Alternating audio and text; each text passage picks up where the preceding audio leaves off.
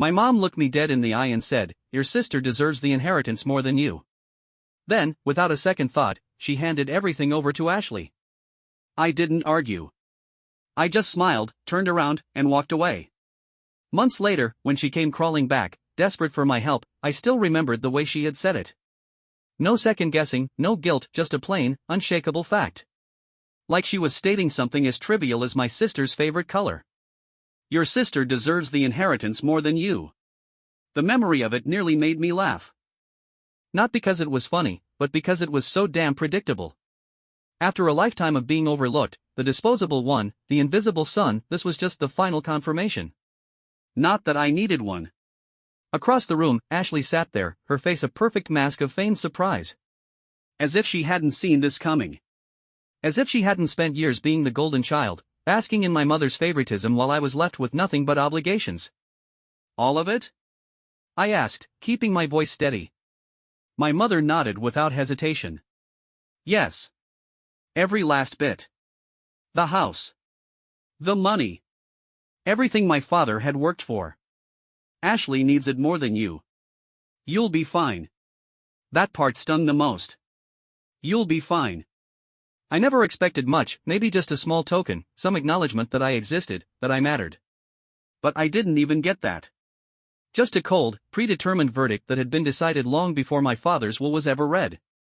Ashley needed it more. I looked at them both. My mother, unwavering in her decision. My sister, trying to look innocent but already mapping out how she'd spend the money. I smiled. Not out of happiness, more like the kind of smile you give when you realize just how little you ever meant to someone. All right, I said, standing up. I hope you both enjoy it. And then I left. No arguing, no pleading, no dramatic goodbyes. I just walked away. And for the first time in my life, I didn't feel the need to turn back. It was freeing, like cutting the last frayed string that had kept me tethered to a family that had never truly seen me as one of their own. I didn't slam the door. I didn't make a scene. I just left. And then, I moved forward. Something they never thought I would do. The truth is, I had been taking care of myself for years without their help. While Ashley was gifted cars, vacations, a fully funded education, I was out there figuring out how to survive. I put myself through school. Worked late shifts. Learned the value of $1. It wasn't glamorous, but it was mine. That was the real difference between us. Ashley had always been handed lifelines. I had learned how to swim. Months passed, and not once did I hear from them. No calls. No messages. And honestly? That was fine by me. I poured myself into my work, a small but steadily growing tech consultancy. And for the first time in my life, I felt truly free. Then, out of nowhere, the first crack in their perfect world appeared. I was at my office when I got a text from an old family friend, Mark. We weren't close, so the message caught me off guard. Hey man, is everything okay with your mom and Ashley? Heard something about financial trouble. I frowned. Trouble? That didn't make sense. Ashley had inherited everything. The house. The money. My father had left behind a comfortable fortune, not billions, but more than enough to last a lifetime if she had any sense. Still, something about the message stuck with me. That evening, curiosity got the best of me. I hadn't looked at Ashley's social media since cutting them off, but now, as I scrolled through her profile, something felt off. The endless luxury vacations? Nowhere to be seen. The designer shopping hauls? Replaced with vague, inspirational quotes about hard times building strong people. And that's when it hit me. She had burned through it. I leaned back in my chair, shaking my head. I should have known. Ashley had never been responsible with money. It ran through her hands like water, spent as quickly as it came in. Always upgrading. Always showing off. And if the money was gone, that could only mean one thing. Sooner or later, they were going to come knocking. This time, I'd be ready. It took exactly 2 weeks. I was in the middle of reviewing contracts when my phone buzzed. A number I hadn't seen in months. My mother. I let it ring. Then again. And again. It wasn't until the 4th attempt that I finally picked up. My voice was calm. Hello? There was a pause. Then, a deep, measured sigh. So you don't even answer the phone for your own mother now? Ah. There it was. The guilt trip. Right on schedule. I leaned back, keeping my tone neutral. Been busy. Another pause. Then, as if she physically couldn't hold back any longer. We need your help. I closed my eyes for a second, barely stopping myself from laughing. We? I repeated. She let out a sharp breath. Ashley's in trouble. The money, it's gone. She made some bad investments, and things didn't work out. Gone? I cut in. What do you mean, gone? It's not important how it happened, she said quickly. The point is, we're struggling. The house has a second mortgage now, and I almost laughed out loud. A second mortgage? My father had left the house fully paid off. How the hell did Ashley manage to screw things up that badly? And now you're calling me? I asked, voice flat. You're the only one who can fix this, she said, her tone shifting into that familiar expectation. The same voice she used when she assumed I'd just fall in line. How? I asked, even though I already knew the answer. She hesitated. We need money. There it was. I let the silence stretch before responding. Let me get this straight. You gave everything to Ashley because she supposedly deserved it more. But now that she's blown it, you're coming to me? Don't be petty, she snapped. We're family. I let that hang in the air for a moment. Funny, I said finally. I don't remember being treated like family when you handed over everything to Ashley. You're being cruel, she hissed. Do you even know how much stress your sister is under? Do you know how hard this has been on us? That made me laugh. Us. Not Ashley. Not my mother. Us. They had always been a package deal. A package I had never been included in. I shrugged. I'll think about it. You will, she asked, a spark of hope in her voice. I smiled, even though she couldn't see it. Sure. I ended the call without a second thought. I didn't block her number. No, I wanted to see just how far they'd go. How desperate they'd get. Because for the first time, I was the one calling the shots. It didn't take long for things to start unraveling. After I hung up, the texts began flooding in. At first, they were polite. Mom, just let me know when you have a moment to talk. I know we left things on the wrong foot. Then, they started getting manipulative. Mom, I don't understand how you can be so cold to your own family. After everything I've done for you. And finally, they became outright demanding. Mom, you need to grow up and do what's right. We're drowning here, and you're sitting on your money like a selfish child. There it was. The real her. I ignored every single one. Then, one evening, just as I was winding down from work, there was a knock on my door. I already knew who it was before I even got up to check. When I opened it, my mother was standing there, dressed like she had just come from church, like this was some kind of moral reckoning. Ashley stood behind her, arms crossed, her face twisted into a look of tired, exaggerated suffering. I leaned against the doorframe. What a surprise. My mother didn't waste any time. Are you really going to let us suffer? I raised an eyebrow. Define suffer, I said, deadpan. Ashley rolled her eyes in response. Mom, this is ridiculous. He's obviously enjoying this. She wasn't wrong. I was. My mother tried to soften her tone. We raised you to be better than this. I let out a small laugh. Did you? Because I remember being told I wasn't worth an inheritance. That Ashley deserved it more. What changed? She asked. Things got complicated, she said, pressing her lips together, her eyes darting away. Ashley sighed dramatically. Look, I know I made some bad choices, okay, she said, her tone faltering. But I didn't expect everything to fall apart so fast. The market tanked, the housing bubble popped, and I had some. She trailed off, then muttered, unexpected expenses. I raised an eyebrow. Let me guess. Luxury cars, vacations, bad investments, pyramid schemes? Ashley's face went red. It wasn't a pyramid scheme. It was network marketing. I couldn't help but laugh at that. My mother took a deep breath and straightened up. You're successful.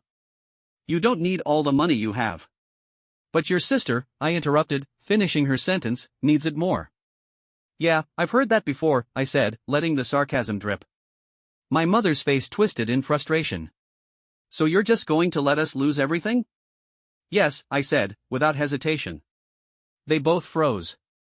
It seemed like the idea that I might actually say no had never occurred to them. My mother blinked a couple of times, as if she couldn't wrap her mind around it. But we're family, she said, as if that should fix everything.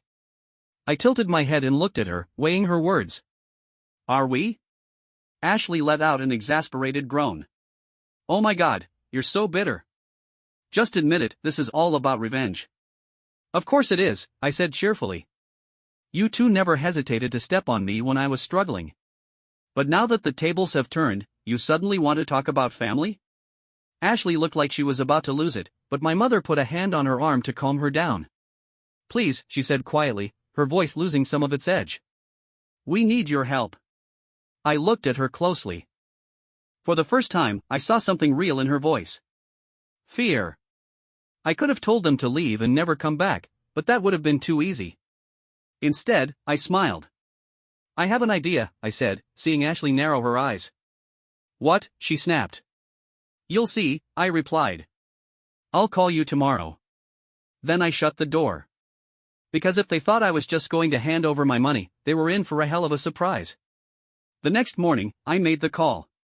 My mother answered on the first ring, her voice thick with forced patience. I knew you'd come around, she said, as if this was all part of her plan. Ashley's voice could be heard in the background, clearly scoffing. Took him long enough. I smirked. Oh, you have no idea what's coming. I've thought about your situation, I said, keeping my voice calm and steady. And I'm willing to help. There was a pause on the other end before my mother sighed in relief. I knew you wouldn't abandon us, she said. But, I interrupted, not giving her a chance to get too comfortable. There are conditions. Ashley groaned from the background. Oh, here we go. I ignored her. First, the house. It's still in your name, right? Yes, my mother said, hesitation creeping into her voice. Good, I said, letting that hang in the air for a moment. You're going to sell it. There was silence. Then an explosion. Are you insane? Ashley screamed. That's our home. I stayed calm. You're drowning in debt, right? You can't afford the mortgage. Selling the house will give you cash to pay off what you owe. My mother hesitated. But where would we go? I hear apartments are nice, I said, my voice devoid of emotion. Ashley's breathing grew heavier. You're enjoying this, aren't you? I ignored her again. Second, Ashley, I said, focusing on her, you're getting a job. Her voice shot up an octave. I have a job. You mean the influencer nonsense? I shot back. That's not a job. You're going to get a real one. One with a paycheck. One that doesn't rely on convincing people to buy overpriced junk from your links. Ashley sounded personally offended. You wouldn't understand. You work a boring job. Yeah, I said dryly, but my boring job lets me pay my bills. My mother, sensing I wasn't going to budge, tried a gentler approach.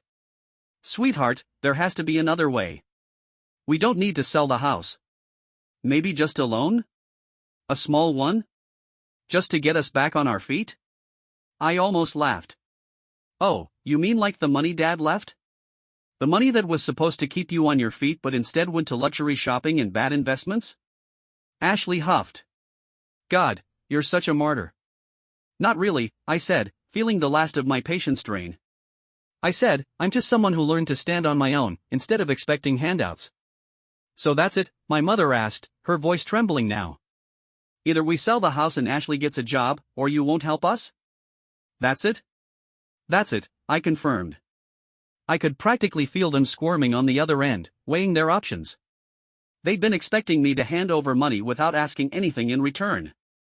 But now? Now they had to decide if they were willing to swallow their pride or risk losing everything.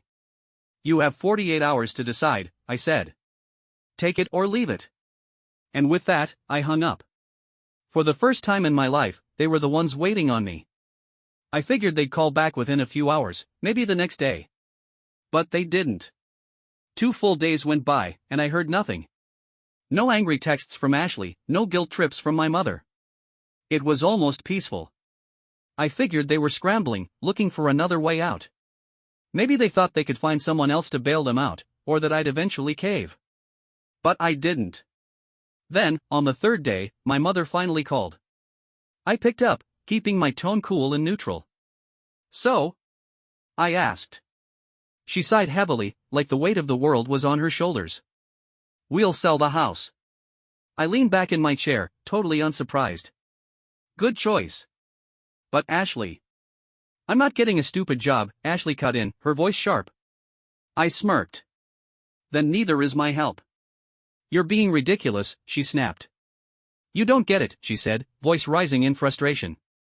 "I can't work some minimum wage job. I have a brand to protect." I let out a low whistle. "A brand? You mean those staged photos of you drinking overpriced lattes and designer clothes you can't afford?" She huffed. "You don't understand my industry." "You're right," I said, my voice dry. "Because I have a real job." My mother, sensing she might lose the battle, tried to mediate. "Sweetheart, maybe there's a compromise?" "There isn't," I interrupted. "Ashley needs to take responsibility for her life. If she refuses, then I'm out." "You can't be serious," Ashley scoffed. "You're going to let your own family suffer just because I don't want to waste my time flipping burgers?" I shrugged. "Your call." Silence fell, thick with tension. Then my mother spoke again, quieter now. "We'll handle it." Ashley started to protest, but my mother snapped at her. "Enough." For the first time in what felt like forever, I heard genuine frustration in my mother's voice. "He's right," she said, softer now. "We can't keep living like this. We need to make changes." I raised an eyebrow, genuinely surprised by the shift. Ashley muttered something under her breath before hanging up. I smirked. For the first time in my life, I had one. But I knew this wasn't over. Because soon, they were going to learn just how hard starting over really was. A week later, the house went on the market.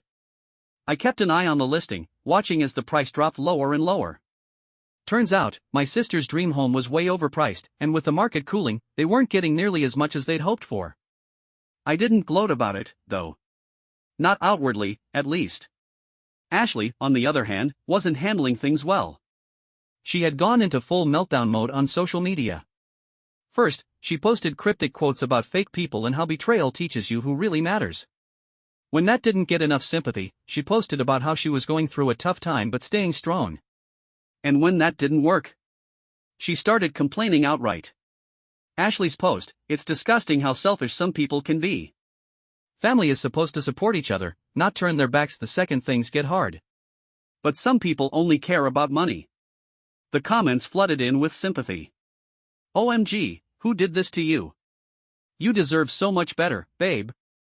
Some people just don't understand loyalty." I rolled my eyes. Ashley always knew how to play the victim. A few days later, I got a text from an old friend who still kept up with Ashley's drama. "Check Ashley's story. You're gonna love this." I clicked over and sure enough, there she was, crying on camera. Ashley, the same woman who'd scoffed at the idea of working a normal job, was now on video, sniffling and shaking as she spoke. "I just don't understand how someone can be so heartless," she whined. "After everything I've done for him, he's just watching us struggle. Like we're nothing to him."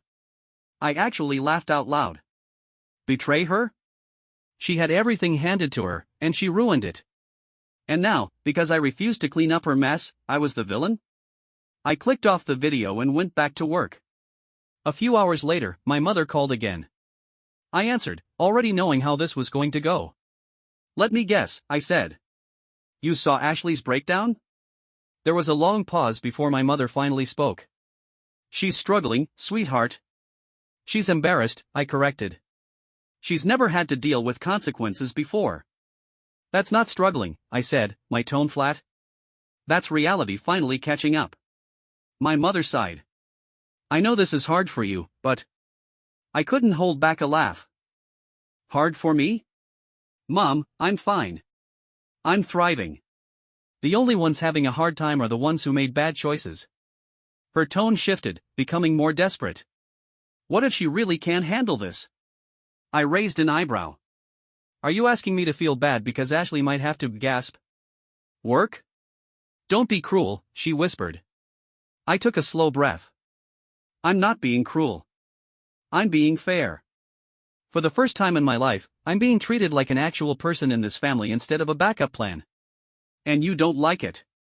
She didn't answer right away. Finally, she said, I just want us to be a family again. I let that sink in for a moment. Because now she wanted us to be a family? Not when she gave Ashley everything. Not when she told me I'd be fine as she cut me out. Not when she let my sister live in luxury while I had to build my life from scratch. Only now, when she needed something from me. I smiled, even though she couldn't see it. Maybe you should have thought about that sooner. Then I hung up. For the first time, I was fine. And I wasn't about to let them drag me down with them. The silence that followed was satisfying. No calls. No texts. Not even a passive-aggressive social media post from Ashley. For the first time in my life, I wasn't the one chasing after them, trying to prove my worth. They had finally realized that I wasn't going to save them. But then, about 2 weeks later, I got a text. Mom, can we meet for coffee? Just you and me? I stared at the message for a moment, torn. A part of me wanted to ignore it, brush it off like the hundreds of other things she'd done. But another part, the one that still, against all logic, held on to some tiny hope she'd learned something, felt a flicker of curiosity. So, against my better judgment, I agreed. We met at a small cafe near my office. When I arrived, she was already there, a cup of tea sitting in front of her, her hands wrapped around it like it was the only thing keeping her grounded. She looked different, tired, older somehow. When she saw me, she gave a small, hesitant smile. Thank you for coming. I sat down, leaning back in my chair, arms crossed. What's this about? She exhaled slowly, almost like she had to build up the courage. I wanted to talk, without Ashley. That caught me off guard. Go on, I said, watching her carefully. She hesitated, stirred her tea absent-mindedly, not looking me in the eye. I think I made a mistake. I blinked. That wasn't what I expected. She sighed and let out a weak chuckle, her gaze still fixed on her tea. I thought Ashley would be responsible. I thought she'd take care of things.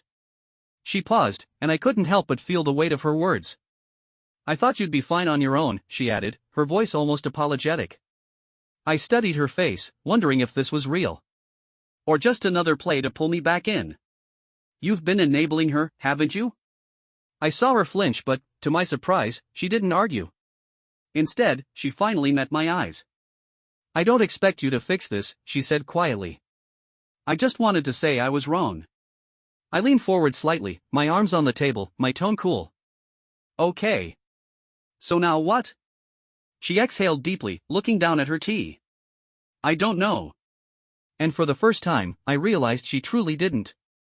For years, she'd lived in this world where Ashley could do no wrong, where I was just the forgotten child who didn't need attention or fairness. Now that world had crumbled, and she had no idea how to navigate it. I could have rubbed it in. I could have listed all the ways she'd wronged me, all the times I'd been overlooked. But I didn't. Instead, I said, I hope you figure it out. She nodded slowly, accepting that this was the most she was going to get from me. We sat in silence for a while, sipping our drinks. It wasn't this big, emotional moment like in the movies, with tears and hugs and everything magically healing. But it was something. And for now, that was enough. For a while, things were quiet. My mother had admitted she was wrong, something I never thought I'd hear, but it didn't erase the past. It was a start, though. Meanwhile, Ashley had gone suspiciously silent. No more social media breakdowns. No cryptic posts. No passive-aggressive texts. That should have been my first warning. One evening, after work, I came home to find someone sitting on the steps of my apartment building. It was Ashley. She looked different. Gone was the perfectly styled hair, the designer clothes. She was dressed in leggings and an oversized hoodie, her face makeup-free for the first time in years. She looked exhausted. I crossed my arms, eyebrow raised. What do you want? She sighed, rubbing her face tiredly. Can I come in? I didn't answer right away, just studied her. Why? She looked up at me, eyes weary. Because I don't have anywhere else to go. I stared at her, trying to figure out if this was real or if she was just looking for a pity invite. She sighed again. The house finally sold. Mom moved into a small condo. She said I could stay with her for a little while, but... She trailed off, shaking her head. Let's just say things aren't great between us right now. I had to bite back a smirk. Oh? The favorite child isn't so favorite anymore? She looked away, her face tightening. I thought you'd understand. I folded my arms. So let me get this straight. You blew through the inheritance, ignored every warning, refused to get a job, and now you want me to take you in? Her jaw clenched. I don't want to be here, okay? I raised an eyebrow. Then don't be. She scoffed, frustration flaring. You know what? Forget it. I didn't miss the bitterness in her words. I should have known you'd still be holding a grudge. I tilted my head. A grudge? Ashley, you got everything. Everything. And now that you've lost it all, you want to act like I owe you something? She didn't meet my eyes, looking away instead. I just thought you'd understand. That you'd help. I studied her, not feeling any pity. There was no apology in her voice, no sense of accountability. She wasn't here because she wanted to make things right. She was here because I was her last option. I sighed. Ashley, I'm not going to let you live with me. Her face twisted in frustration. So that's it? You're just going to let your own sister be homeless? I met her gaze, calm and steady. You're not homeless, Ashley. You have options. You just don't like them. She scoffed, arms crossed. What am I supposed to do? I shrugged. Get a job. Find a cheap apartment. Figure it out, just like I had to. She stared at me, waiting for me to cave. I didn't. Finally, she let out a bitter laugh, shaking her head. Wow. You really don't care, do you? I smiled, the satisfaction settling in. No, Ashley. I just finally care about myself more than I care about fixing your messes. She muttered something under her breath, turned on her heel, and stormed off into the night.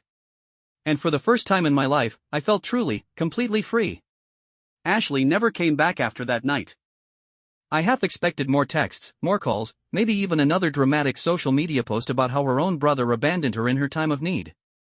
But nothing ever came. And that silence? It was the best thing I had ever heard. My mother and I stayed in occasional contact, but it was different now. She had finally realized that I wasn't someone she could call only when she needed something. I didn't cut her off, but I kept my distance. Months later, I got a text from her, Mom, Ashley finally got a job. It's not much, but she's figuring things out. I stared at the message for a while, then smiled. Good. Not because I was rooting for her, but because for the first time in her life, Ashley was learning to stand on her own. I never replied. I didn't need to. Because by then, I had moved on. I had spent years waiting for my family to treat me like I mattered. Years hoping for fairness, recognition, or some sign that I was more than just an afterthought. But in the end, I didn't need their approval. I had built my own life. My own success. My own happiness. And when they finally came crawling back, I didn't need revenge. I didn't need to humiliate them or make them suffer. All I had to do was walk away. And that, in the end, was the best justice of all.